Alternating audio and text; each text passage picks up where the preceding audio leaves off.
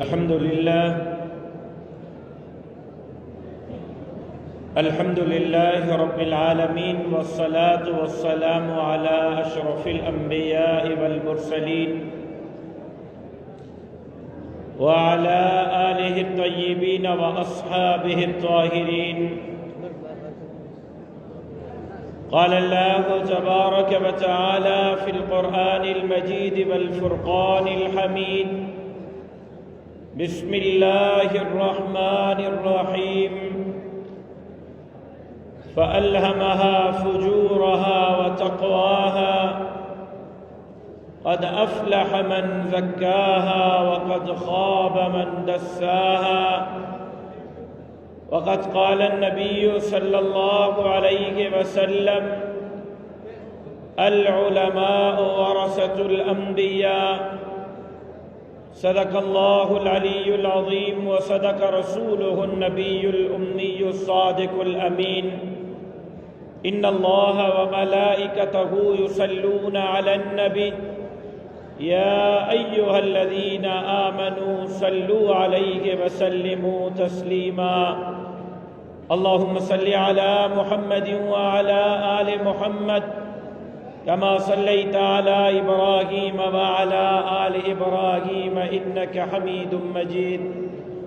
اللهم بارك على محمد وعلى محمد كما باركت على إبراهيم وعلى آل إبراهيم إنك حميد مجيد. قابل قدر جناب صدر جلسہ، معزز اکابر علماء کرام، زعماء ملت، عہدیداران جمعیت علماء اسلام، میں آج کے اس پروگرام کے انعقاد پر اپنے بھائی مولانا صلاح الدین ایوبی صاحب، مفتی سمیع صاحب، اس ادارے کے تمام اساتذہ منتظمین کو، دستار بندی کرنے والے علماء اکرام، حفاظ اعظام، ان کے اساتذہ اور والدین کو دل کے گہرائیوں سے مبارکباد پیش کرتا ہوں. بارگاہ خداوندی میں دعا کرتا ہوں کہ اللہ تبارک و تعالی ان حضرات کی ان خدمات کو اپنی بارگاہ میں منظور اور مقبول فرمائے. ہم سب کے مخدوم، ہم سب کے شیخ حضرت مولانا محمد ادریس صاحب دامت برکاتہم العالیہ اسٹیج پر جلوہ افروز ہیں. انشاءاللہ العزیز ان کا تفصیلی بیان ہوگا. مجھے پشتو تو نہیں آتی، کوشش کروں گا کہ اردو میں اپنے معروضات آپ کے سامنے رکھ سکوں اور اپنے ٹوٹے پھوٹے الفاظات میں اپنی گفتگو آپ کو سمجھا سکوں. عزیزان محترم، عالم کفر، کفریہ طاقتیں، اسلام دشمن قوتیں، ان کا خیال یہ ہے، ان کا خواب یہ ہے، ان کا مقصد یہ ہے کہ کسی طریقے سے اسلام کو ختم کیا جائے، مسلمانوں کو ختم کیا جائے. اگر اسلام کو ختم نہیں کر سکتے، مسلمانوں کو ختم نہیں کر سکتے، تو اسلام کو محدود کیا جائے، مسلمانوں کو محدود کیا جائے. اور اس سلسلے میں پوری دنیا کی طاقتیں، کفریہ طاقتیں اسلام کے خلاف برسر پیکار ہیں. مختلف طریقوں سے، مختلف حربوں سے وہ کہیں نہ کہیں کسی نہ کسی شکل میں اسلام کے خلاف سازشیں کر رہے ہیں. لارڈ میکالے نے بر صغیر میں یہ بات کہی تھی کہ اگر بر صغیر کے لوگوں کو اسلام سے دور کرنا ہے، اگر ان سے اسلام نکالنا ہے، تو 3 چیزیں ان کے اندر لانی ہوں گی۔ ایک، ان کا نصاب تعلیم تبدیل کرنا ہوگا، دوسرا ان کے کلچر کو تبدیل کرنا ہوگا، اور تیسرا ان کے آباء و اجداد کو ان کے نظروں میں بوسیدہ قوم بنانا ہوگا۔ آج آپ دیکھیں کہ پوری دنیا کے اندر اور بالخصوص پاکستان کے اندر کفریہ طاقتیں، اسلام دشمن قوتیں اس ملک کے اندر اپنا نظام لانے کے لیے یا براہ راست اپنی حکمرانی کے لیے یا اپنے ایجنڈوں کے ذریعے حکمرانی کے لیے سب سے پہلا حربہ نصاب تعلیم کا استعمال کر رہے ہیں۔ کیا وجہ ہے کہ وطن عزیز پاکستان جو لا الہ الا اللہ کے نعرے پر حاصل ہوا، جو کلمے کے نعرے پر حاصل ہوا، جو اسلام کے نعرے پر حاصل ہوا، جس کے لیے کہا گیا کہ مدینہ منورہ کے بعد پوری دنیا کے اندر ایک دوسری ایسی ریاست معرض وجود میں آ رہی ہے جو ریاست کلمے کے نعرے پر، اسلام کے نعرے پر، لا الہ الا اللہ کے نعرے پر معرض وجود میں آ رہی ہے۔ کیوں کر کلمے کے نعرے پر، اسلام کے نعرے پر، قرآن اور شریعت کے نعرے پر حاصل ہونے والے ملک میں 2-3 نظام تعلیم دیے گئے۔ سرکاری اسکول کا نظام الگ، پرائیویٹ اسکول کا نظام الگ، HSN کا اور آپ کے آکسفورڈ کا، آپ کے بیکن کا، آپ کے سٹی اسکول کا نصاب الگ، آپ کے مدرسے کا نصاب الگ۔ اصحاب صفہ سے لے کر خلافت عثمانیہ تک، اندلس تک نصاب تو ایک تھا، ایک ہی نصاب پڑھایا جاتا تھا، اور اسی نصاب کے نتیجے میں عالم بھی پیدا ہوتے تھے، مفتی بھی پیدا ہوتے تھے، فلاسفر بھی پیدا ہوتے تھے، سائنسدان اور سیاستدان بھی پیدا ہوتے تھے، گورنر اور حاکم اور حکمران بھی پیدا ہوتے تھے۔ اسی نصاب تعلیم کے نتیجے میں ڈاکٹر اور انجینئر بھی پیدا ہوتے تھے۔ کیوں لا الہ الا اللہ کے نعرے پر حاصل ہونے والے ملک میں نصاب تعلیم کو تبدیل کیا گیا اور مولوی کو گالی بنایا گیا، مولوی کو معیوب بنایا گیا، تاکہ یہ مولوی نظام کے اندر نہ آ سکے، یہ مولوی نظام کی طرف نہ جا سکے، یہ مولوی نظام کے اندر اثر انداز نہ ہو سکے۔ آج مولوی کا جھگڑا کس بات پر ہے؟ آج مولوی کی لڑائی کس بات پر ہے؟ آج مولوی کا اختلاف کس بات پر ہے؟ یہ قوانین، یہ نواب، یہ سردار، یہ وڈیرے، یہ جاگیردار، یہ سرمایہ دار، آج بھی ان کو جب بچہ پیدا ہوتا ہے مولوی صاحب کے پاس لاتے ہیں، کان میں اذان اور تکبیر مولوی سے کہلواتے ہیں، بچہ تھوڑا بڑا ہوتا ہے قرآن پڑھانے کے لیے مولوی کے پاس بھیجتے ہیں، بچے کو حافظ مولوی سے کرواتے ہیں۔ یہ سرمایہ دار اپنے بچوں کا آج بھی نکاح مولوی سے پڑھاتے ہیں، آج بھی یہ اپنے باپ کا جنازہ مولوی سے پڑھاتے ہیں، مولوی کے شکر گزار رہتے ہیں کہ آپ نے ہمارے بچے کے کان میں اذان کہی، تکبیر دی، آپ نے ہمارے بچے کو قرآن پڑھایا، آپ نے ہمارے بچے کا نکاح پڑھایا، آپ نے ہمارے بچے کا جنازہ پڑھایا۔ لڑائی تو نہ نکاح پر ہے، نہ جنازے پر ہے، لڑائی تو نہ قرآن پڑھنے پر ہے، نہ نماز پڑھانے پر ہے، نہ جمعے کی امامت پر ہے، نہ عید کی امامت پر ہے۔ لڑائی کس بات پر ہے کہ عالم کفر چاہتا ہے، کفریہ طاقتیں چاہتی ہیں، استعمار چاہتا ہے کہ دنیا کے اندر حکمرانی ہم کریں گے، یہاں نظام قرآن کا نہیں چلے گا، یہاں نظام شریعت کا نہیں چلے گا۔ امریکہ کا خیال یہ ہے کہ نظام امریکہ کا چلے گا، برطانیہ کا خیال یہ ہے کہ نظام برطانیہ کا چلے گا، یہود اور ہنود کا خیال یہ ہے کہ نظام یہود اور ہنود کا چلے گا۔ ہمارا خیال یہ ہے کہ یہ دھرتی تمہارے باپ دادا کی جاگیر نہیں، یہ دھرتی محمد عربی کے غلاموں کی جاگیر ہے۔ یہاں امریکہ اور برطانیہ کا نظام نہیں چلے گا، یہاں نظام چلے گا تو محمد عربی کے شریعت کا نظام چلے گا۔ نعرہ تکبیر، نعرہ تکبیر، دین مدارس، دین مدارس۔ چمن کے ساتھیوں، اختلاف مسجد اور مدرسے پہ نہیں۔ آپ کو کبھی کسی نے نماز سے نہیں روکا ہوگا، آپ کو کبھی کسی نے جنازہ پڑھانے سے نہیں روکا ہوگا، آپ کو کبھی کسی نے تلاوت سے، تہجد سے نہیں روکا ہوگا، آپ کو کبھی کسی نے مسجد اور مدرسے کے تعمیر سے نہیں روکا ہوگا۔ لڑائی کس بات کی ہے؟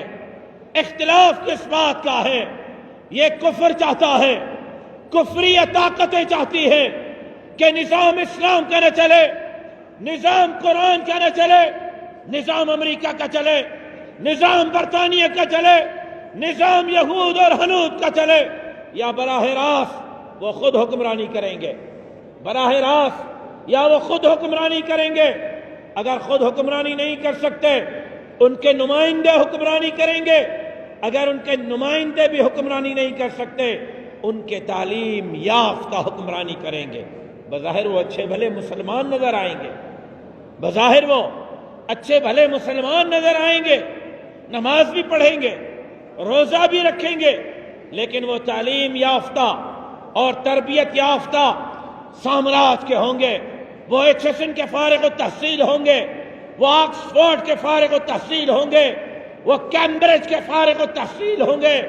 مولوی، آپ کے ساتھ لڑائی مسجد کی نہیں، آپ کے ساتھ لڑائی مدرسے کی نہیں، آپ کے ساتھ لڑائی مسجد کی نہیں، آپ کے ساتھ لڑائی مدرسے کی نہیں، آپ کے ساتھ لڑائی تلاوت کی نہیں، آپ کے ساتھ لڑائی قرآن اور حدیث کے تعلیم کی نہیں، آپ کے ساتھ لڑائی مسجد اور مدرسے کے تعمیر کی نہیں۔ آپ کے ساتھ ٹکراؤ ہوتا ہے تو نظام کا ہوتا ہے۔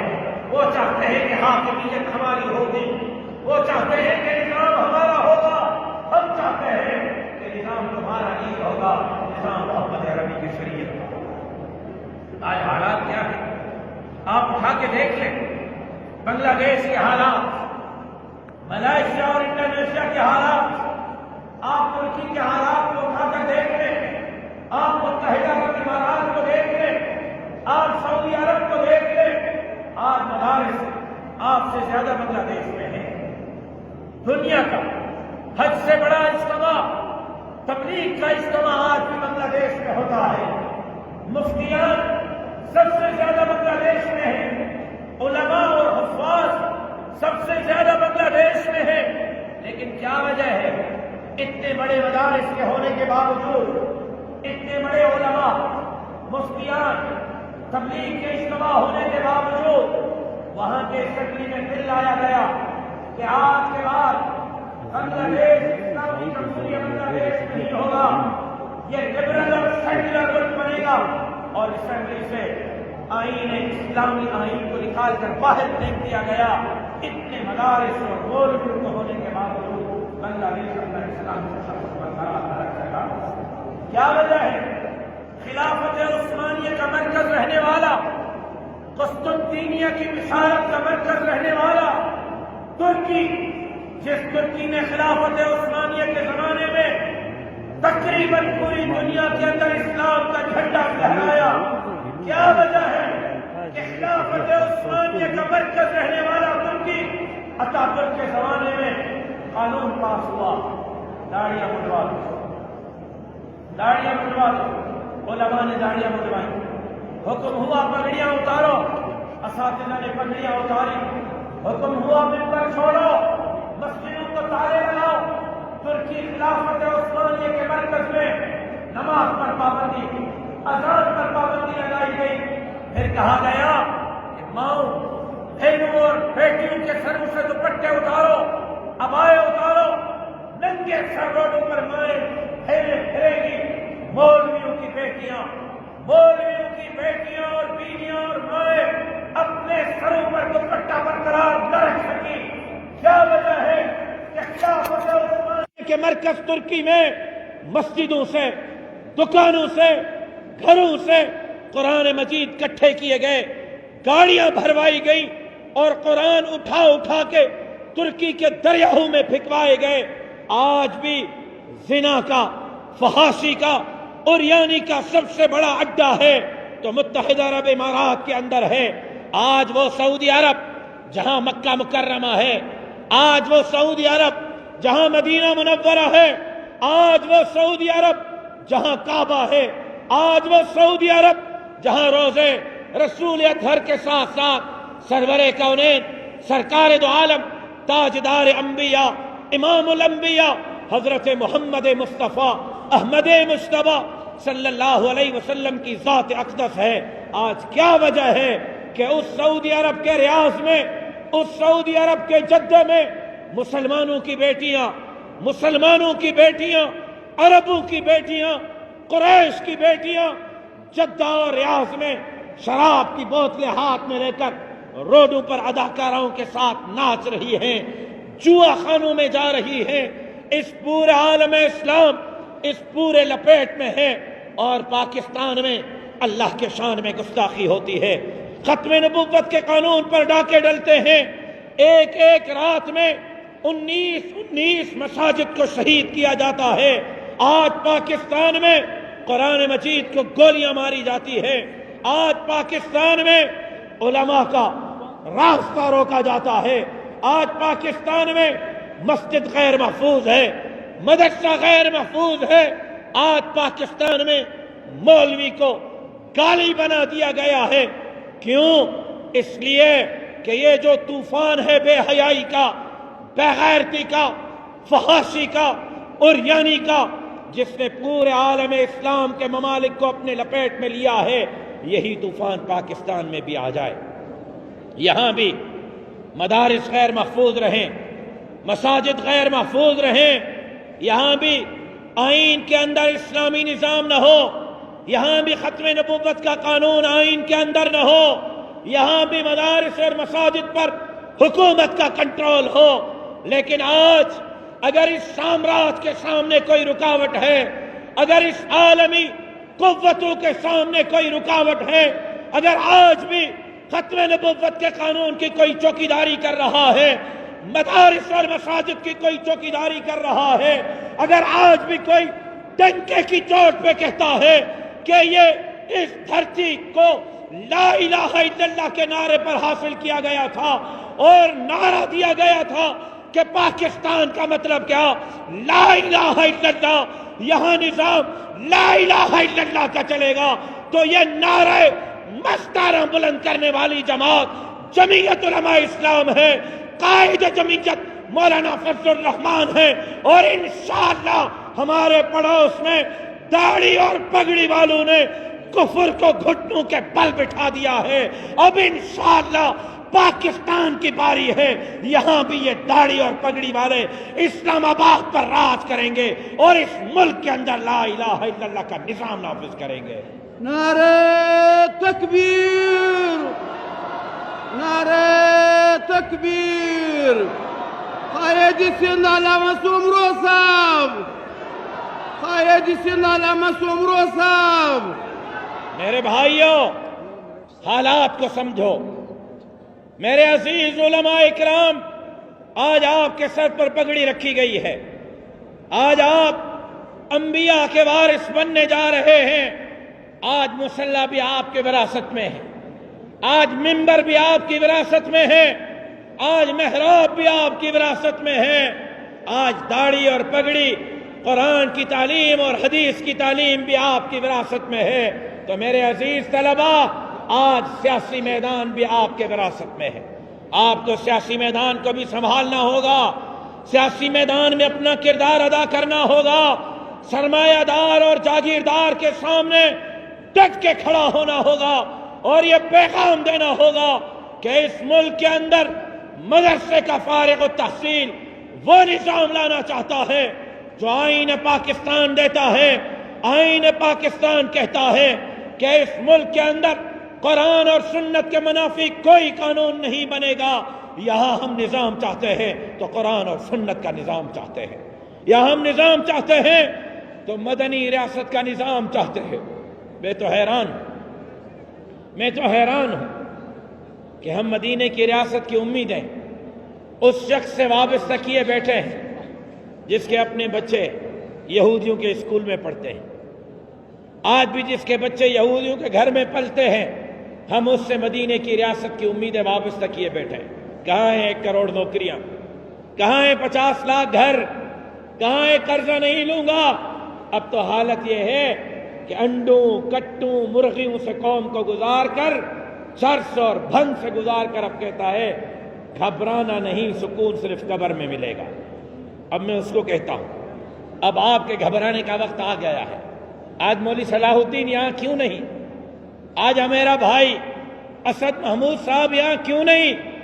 دونوں اس لیے نہیں کہ وہ عمران خان کو گھبرانے کے لیے اسلام آباد میں رکے ہوئے ہیں، اور انشاءاللہ مولانا کے قیادت میں، مولانا کے امامت میں، جمعیت علماء اسلام کے پلیٹ فارم سے ہم پاکستان دشمن قوتوں کا بھی مقابلہ کریں گے، غریب دشمن قوتوں کا بھی مقابلہ کریں گے، پاکستان کو تباہ کرنے والوں کا بھی مقابلہ کریں گے، تو اس ملک کے اسلامی تشخص کو ختم کرنے والوں کا، مسجد اور مدرسے کو ڈھانے والوں کا بھی مقابلہ کریں گے۔